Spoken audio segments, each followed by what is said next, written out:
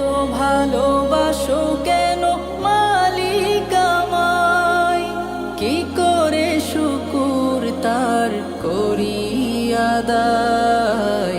এত ভালোবাসো কেন মালিক আমায়, এত ভালোবাসো কেন মালিক আমায়।